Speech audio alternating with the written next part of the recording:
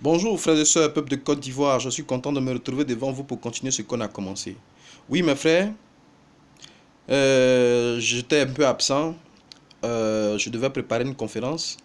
Il y a un établissement qui m'a sollicité pour une conférence et donc je préparais cette conférence. Voilà pourquoi j'ai mis un peu quelques temps avant de revenir avec mes vidéos.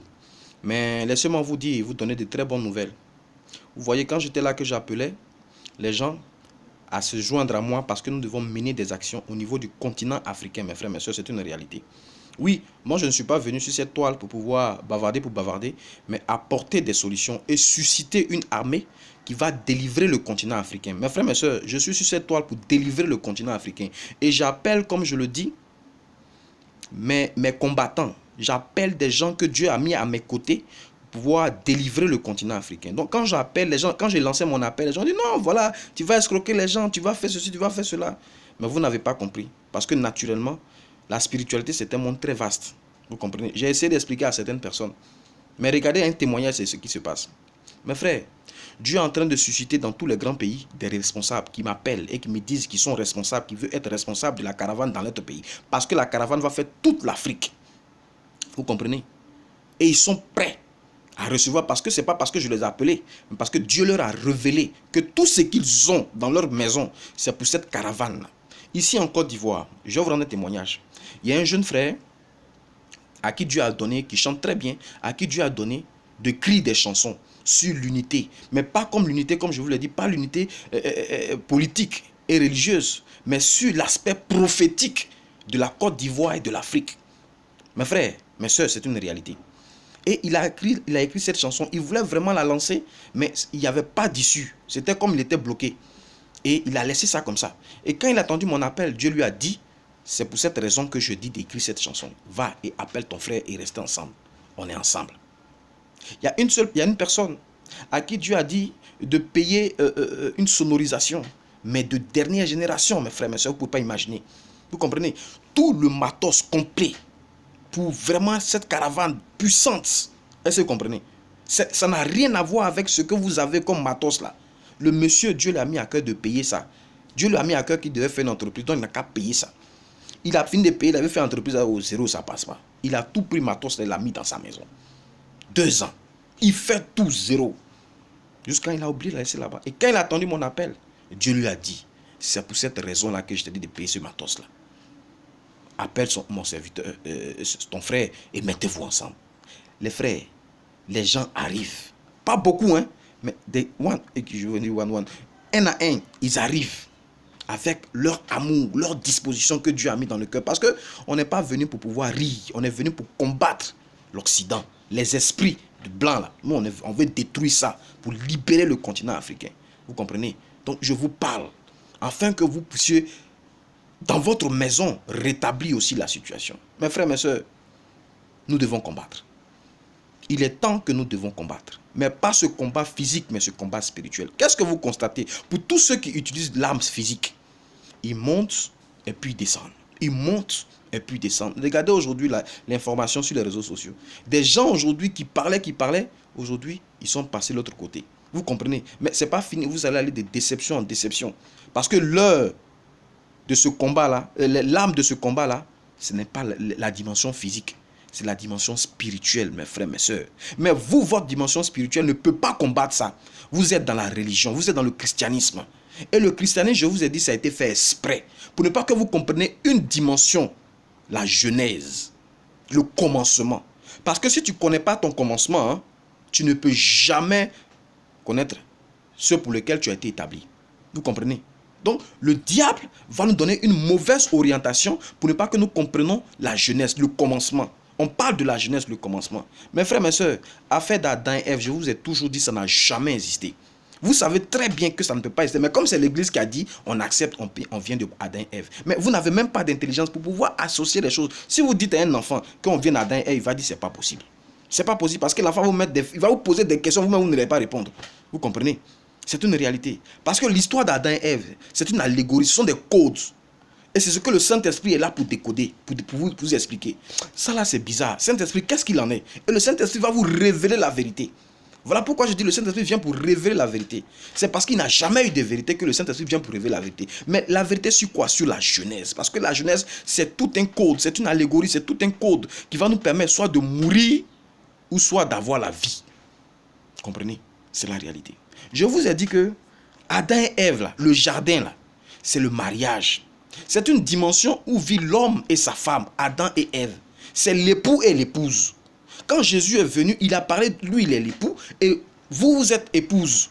Tout est une dimension de époux et épouse. C'est le mariage. Est-ce que vous comprenez? C'est Dieu qui a établi le mariage. Et je vous ai dit dans ma vidéo précédente que le mariage, c'est le sceau de Dieu, c'est l'identité de Dieu, c'est la ressemblance de Dieu. C'est à travers le mariage qu'on ressemble à Dieu. Vous comprenez? Et donc, qu'est-ce qui va se passer dans ce mariage-là? Nous souffrons parce que la dimension du mariage, c'est gâté. La dimension du mariage, c'est gâté, mes frères, mes soeurs. Mais comment est-ce que la dimension du mariage, c'est gâté? Dieu, il a créé Adam, l'époux, et il lui a donné une mission. Une mission. Et il a dit, tu vas cultiver, tu vas entretenir le jardin. Il n'a pas dit ça à Ève. Il a donné ça à Adam. Et il a dit à Adam, pour cela, tu ne mangeras pas ce fruit-là. Vous comprenez? Et quand il a conçu Ève, il dit, c'est vrai, je t'ai mis là, mais tu ne peux pas faire ce travail-là seul. Je vais te donner une aide semblable. Donc, il va créer, il va prendre Adam lui-même, non? Et puis il va prendre un morceau d'Adam pour créer Ève. Ça veut dire quoi? La femme là, qui vient là, elle est toi en quelque sorte. Elle est toi, c'est toi. Bien qu'elle soit sur son papa, bien qu'elle est née de son papa, elle est notre nom, mais en fait là, c'est toi. C'est ton esprit, c'est ta moitié. Est-ce qu'on vous comprend? Parce qu'il a pris les os. Il n'a pas pris la chair. Ça veut, les os aussi, c'est l'esprit. L'esprit, c'est intérieur. C'est ce qu'on ne voit pas. Donc, il va prendre l'esprit. Ta femme, là, elle est un avec toi. Elle est un spirituellement. Vous comprenez? Donc, pour détruire le mariage, pour détruire le paradis, pour que nous puissions souffrir, le diable, il va aller attaquer quelqu'un. Il ne va pas aller attaquer Adam, à qui Dieu a donné de garder, d'entretenir le jardin, parce que c'est lui qui est le chef. Mais il va aller attaquer qui? Ève. Mais pourquoi il va attaquer Ève? Pourquoi il laisse Adam et il va attaquer Ève? C'est là la grande question. Si tu veux qu'on sorte, va attaquer le chef, celui qui a dit, c'est lui, s'il mange, c'est fini, on est parti. Mais tu laisses le chef et tu viens attaquer la femme. Mais pourquoi il attaque la femme? Mes frères, mes soeurs, je vais vous révéler la vérité. Les femmes que vous voyez là, c'est la puissance de Dieu. Vous les femmes, vous êtes la puissance de Dieu. Vous êtes la puissance de Dieu. Voilà pourquoi vous faites l'enfant dans votre ventre. Vous créez un enfant. L'homme, il met la sémence et puis c'est fini. Mais la femme, elle supporte, elle voit la transformation. Et puis elle va jusqu'à mettre au monde. C'est un miracle. Dieu dit, la femme, tu es le corps, tu es le temple du Saint-Esprit. Parce que la femme, c'est l'épouse. Vous pensez qu'il parle de nous tous? Non. Il parle de celle qui est épouse. Parce que Jésus est époux et son peuple est épouse. Donc il dit, l'épouse, tu es rempli du Saint-Esprit. Ton corps là, c'est le temple du Saint-Esprit. L'épouse, or l'épouse, c'est la femme. C'est la femme qui est le temple du Saint-Esprit. Or, nous savons que le Saint-Esprit, c'est la puissance de Dieu. Regardez ce qui se passe. Mes frères, mes soeurs. Regardez, quand Jésus a fait son premier miracle à Canaan, qu'est-ce qui s'est passé? Vous ne pouvez pas comprendre parce que vous êtes des chrétiens. Vous comprenez? Marie a dit à des serviteurs, faites ce qu'il vous dira. Mais qui sont ces serviteurs-là? Vous pensez que c'est des hommes? Non, parce que vous êtes au niveau des hommes. Mais si vous êtes au niveau de l'esprit, vous allez comprendre qu'il ne s'agit pas des hommes, mais il s'agit des anges. Marie a dit aux anges, disposez-vous à Jésus, faites tout ce qu'il vous dira. Parce que c'est elle qui possède les anges. C'est elle qui a la dimension des anges. C'est elle qui a les anges. Les anges travaillent pour l'épouse. Ils ne travaillent pas pour l'époux. L'époux a une vision. Mais Dieu place une épouse qui, elle, possède des anges. Et lorsque vous êtes prêt de disposer, la femme va dire à ses anges, mettez-vous à la disposition de mon époux. Vous allez me dire que Marie, ce n'est pas son mari qui est Jésus. Non, mais vous ne comprenez pas. Mais il s'agit d'une femme et d'un homme. Vous comprenez? Et il s'agit d'une maman et de son fils. Ce que vous ne savez pas, dans le mariage là, il n'y a pas affaire de mari et puis il n'y a pas affaire de femme. C'est une affaire de maman et de fils. La femme, elle est la maman et le mari, il est le fils. Donc vous ne pouvez pas comprendre ça, vous les femmes. Parce que vous êtes dans une dimension religieuse, christianisme. Non, vous ne pouvez pas comprendre la puissance que vous avez et vous vous faites dominer par vos enfants. Vous qui devez éduquer, vous devez donner une dimension à vos enfants. Vous ne savez pas qui vous êtes et vos maris vous dominent. Le mari, là, c'est l'enfant de la femme. Et c'est ce qui s'explique dans la dimension de Marie et de Jésus. Jésus ne pouvait rien faire. Il avait la vision, certes, mais sans la femme, sans sa maman, il ne pouvait rien parce que sa maman possède les anges. Vous comprenez? Il faut qu'elle soit remplie du Saint-Esprit pour que les anges puissent l'obéir. Les anges obéissent au Saint-Esprit, à la femme. Est-ce que vous comprenez? Et le Saint-Esprit habite à la femme. Donc, tant que le Saint-Esprit, toi homme, si tu as une vision, que tu as tout, que la femme n'est pas remplie du Saint-Esprit pour dire à ses anges, mettez-vous à la disposition de mon mari, quel que soit ce que tu as comme vision, ça ne pourra jamais se réaliser. Donc, il faut que la femme soit remplie du Saint-Esprit. Mais pour que la femme soit remplie du Saint-Esprit, il faut qu'elle obéisse. L'obéissance. Vous comprenez?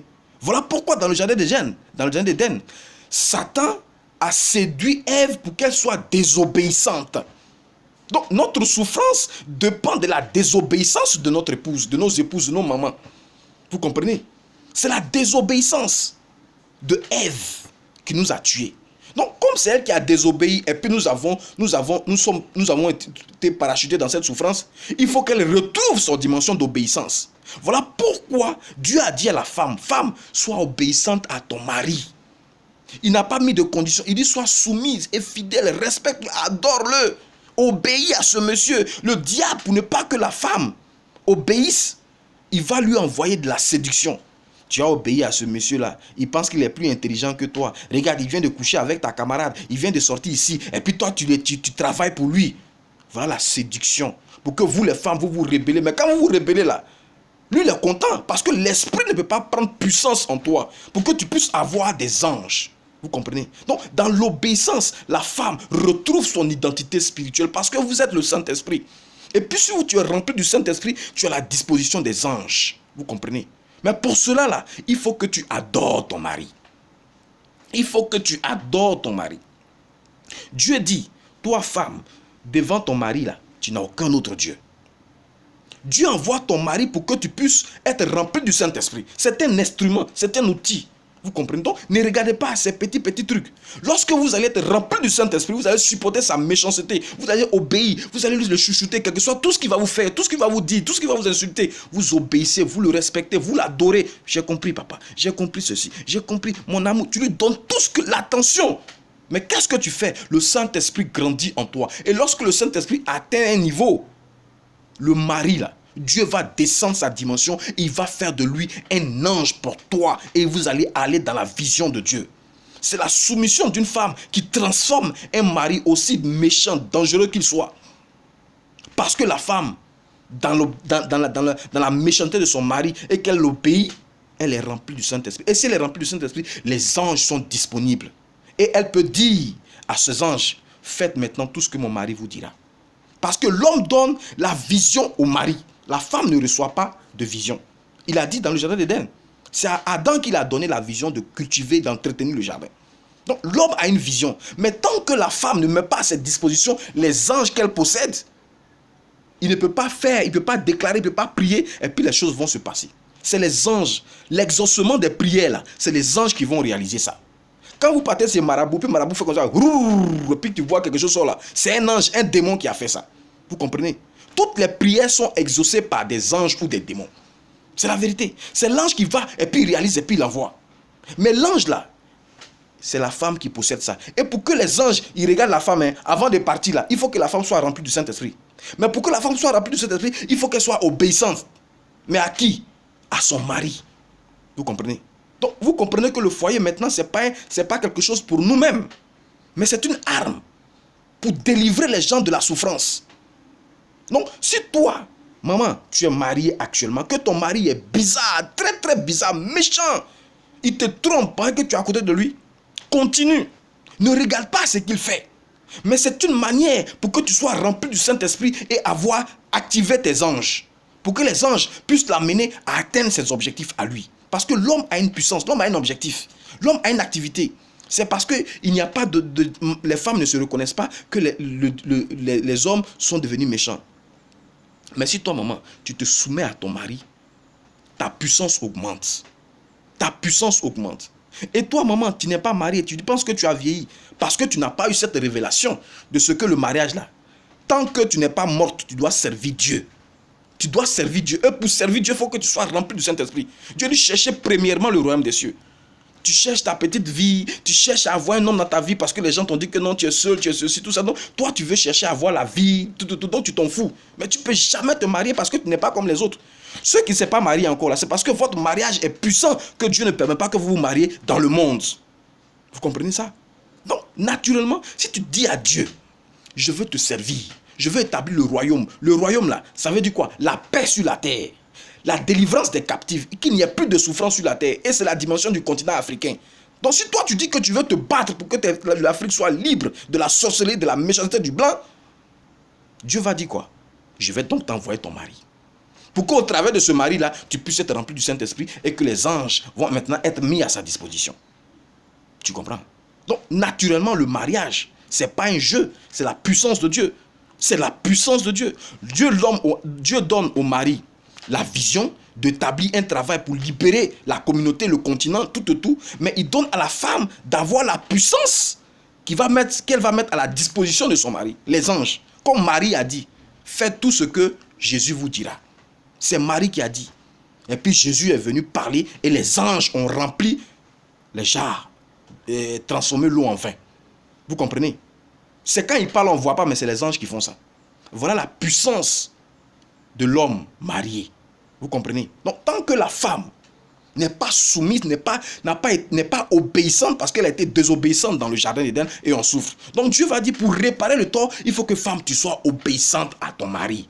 Donc, vous les femmes, que vos maris vous fait souffrir là, au contraire, Dieu accepte ça. Dieu vous présente ça pour que vous puissiez retrouver votre puissance. Acceptez, sans broncher. Dites, mais c'est mon mari, je dois l'adorer. Parce que c'est moi qui ai désobéi et puis on en souffre. Donc maintenant, je vais obéir. Dieu ne va jamais vous abandonner. En plus qu'il va transformer votre mari, il va vous donner la puissance pour que votre mari puisse maintenant vous conduire dans la gloire et délivrer les autres. Les mamans, vous qui n'êtes pas mariés là, ne cherchez pas mari pour vous faire du bien vous-même. Le mariage là, c'est pour servir Dieu. Dis à Dieu, je veux être obéissant. Parce que dans le jardin d'Éden, j'ai désobéi à mon époux. Moi maintenant, je veux réparer ce tort. Parce que les gens souffrent à cause de moi. Les gens souffrent à cause de moi. J'ai besoin aussi de contribuer à cette dimension-là. Donc, donne-moi un mari pour que je puisse être obéissante à ce mari-là. Et puis que son mari va pouvoir faire son travail. Je vais l'accompagner ainsi dans son travail. Il n'est pas bon qu'une femme, un homme soit seul. Il n'est pas bon. Je lui ferai une aide semblable. Mes frères, mes sœurs, voilà ce message que je voulais partager avec vous. Que Dieu vous bénisse. Amen.